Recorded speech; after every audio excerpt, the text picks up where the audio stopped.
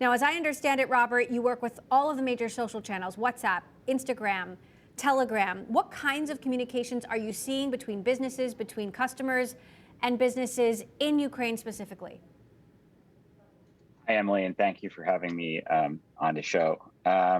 Look, before MessageBird was being used primarily for omni-channel B2B communications, today we're seeing a lot of NGOs, communities using us for all sorts of help. As you said, it can be simple things from organizing, coordinating medicines, blankets, transportation.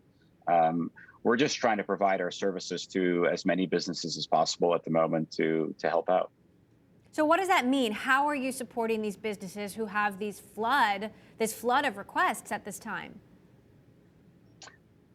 Well, several different ways. One, as a company, we provide customer service tooling, so different ways for people to coordinate on top of our platform. So we're obviously providing that for free now to those companies, businesses. But this isn't just businesses, to be honest. It's just as much just people trying to help out. I mean, if you think about it, it's about 2 million refugees have now come into Europe. So a lot of people are trying to help out in different ways, and we're trying to coordinate as quickly as possible. At the same time, we launched our own fund to help out. So our employees are helping out. I'm trying to organize other tech founders to come together, and all of us use our knowledge, companies, to try to lend a hand in this terrible situation. So this $10 million NGO fund that you mentioned, what's your hope about how this will help? Look, the fund is broader. We're looking to deploy the capital in the next 2 years, but right now it's needed as much as ever. So we're trying to do anything we can for the community. I think more broadly than the money, what we're really trying to do is just stand up. I think it's important for CEOs, founders to speak up. I think the technology sector is uniquely positioned to help out. We've all built amazing companies that we can do stuff with.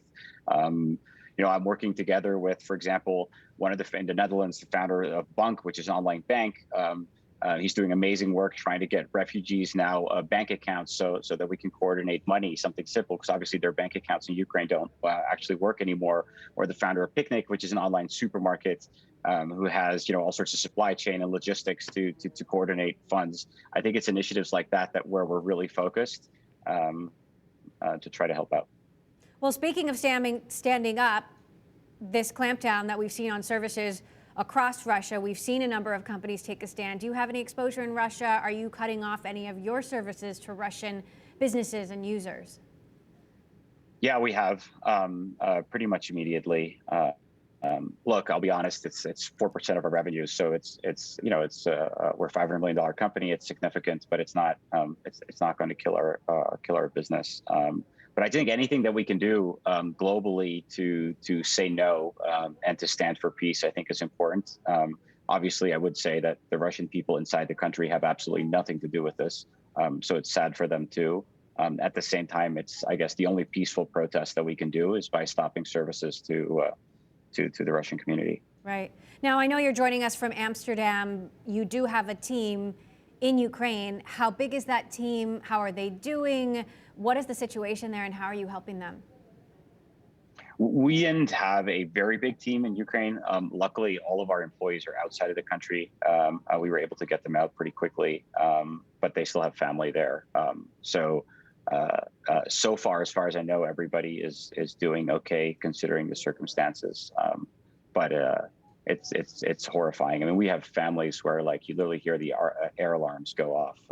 I don't know how you call it in English, but it's just it's 2022 and we're having a war at the borders of Europe. It's crazy.